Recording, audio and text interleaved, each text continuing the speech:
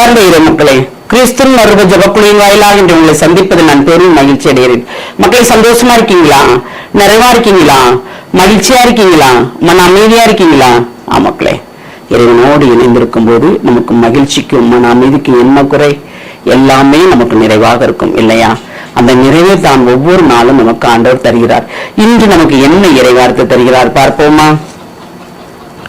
திருப்பாடல் 46 இறை வார்த்தை 1-3 முடிய. கடவுள் நமக்கு அடைக்கலமும் ஆற்றலுமாய் உள்ளார். இடுக்கணுற்ற வேளையில் நமக்கு உற்ற துணையும் அவரே. ஆகையால் நிலவுலகம் நிலை குழந்தாலும், மலைகள் ஆழ்கடலில் அதிர்ந்து நடுங்கினாலும், கடலின் அலைகள் கொந்தளித்து பொங்கினாலும், அவற்றின் பெருக்கால் குன்றுகள் அதிர்ந்து நடுங்கினாலும் எங்களுக்கு அச்சம் என்பதே இல்லை. Praise the Lord. குன்றுகள் அதிர்ந்து நடுங்கினாலும் எங்களுக்கு அச்சம் என்பதே இல்லை. அதாவது உலகமே இறைவன் படைத்தது அவர் நமக்கு அடைக்கலமும் ஆற்றலுமா இருக்கும் போது என்னதான் நடந்தாலும், கடலே பொங்கி எழுந்தாலும், பெரும் சுனாமியே வந்தாலும் கடவுள் எங்களோடு இருப்பதால் எங்களுக்கு எந்த அச்சமும் இல்லை. திருப்பாடல் ஆசிரியர் எவ்வளவு அழகா சொல்லிடுறாரு பார்த்தீங்களா? அப்போ நாம கடவுள் நம்மளோடு இருக்கும் போது நமக்கு என்னங்க கவலை? துன்பத்தை பத்தியே கொடுக்கிறாரு அப்படின்னு நீங்க நினைக்கலாம். துன்பமும் உண்டு இல்ல, இன்பமாக மட்டுமே வாழ்ந்தால் துன்பம் வரும்போது உடனே விழுந்து விடுவோம். நாம் இன்பமும் துன்பமும் மாறி மாறி வரும்பொழுதுதான் அதனுடைய தன்மை என்ன என்பதை நாம் உணர்ந்து கொள்வோம் இல்லையா? எப்பொழுதும் நாம் ஒரே நிலையில் சமநிலையில் இருந்தால் இன்பமும் துன்பமும் நமக்கு எப்பொழுதும் ஒரே நிலைதான்.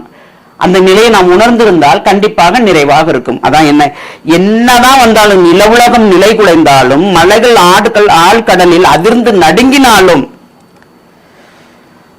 கடவுள் எங்களோடு இருப்பதால் எங்களுக்கு அச்சம் என்பதே இல்லை. நம்ம கடவுள் நம்மளோடு இருக்கிறாரா இல்லையா? இருக்கிறார்ல. அப்ப என்னதான் நடக்கட்டுமே, அவர் என்னோடு இருக்கிறார்.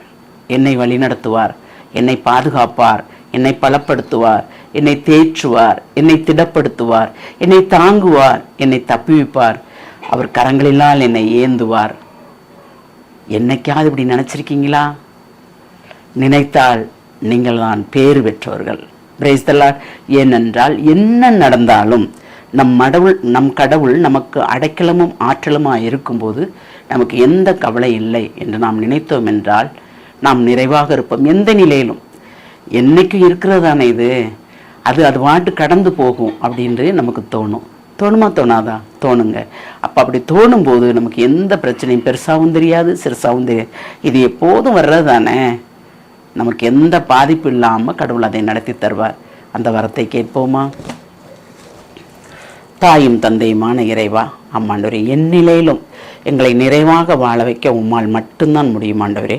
இந்த நிலையை தந்ததற்கும் நன்றி ஆண்டவரே. ஏனென்றால் நீர் ஒருவர் மட்டும்தான் எங்களோடு இருந்து வழிநடத்துகிறீர் என்பதை நாங்கள் உணர்ந்து கொள்கிறோம். இவ்வுலகம் வெறுமை என்பதை உணர்கிறோம் ஆண்டவரே. என்ன கொண்டு வந்தோம், என்ன கொண்டு செல்ல போகிறோம் என்பது ஒன்றுமில்லை ஆண்டவரே. எங்கள் ஆன்மா நிறைவாக உம்மை நோக்கி பயணிக்கும் போதுதான் நாங்கள் இவ்வுலகில் வாழ்ந்ததற்கு அர்த்தம் என்பதை நாங்கள் உணர்ந்து கொள்கிறோம் ஆண்டவரே.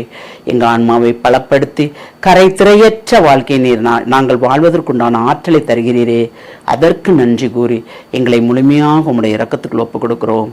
ஜெபம் கேட்கும் நல்ல பிதாவே. ஆமேன், ஆமேன், ஆமேன்.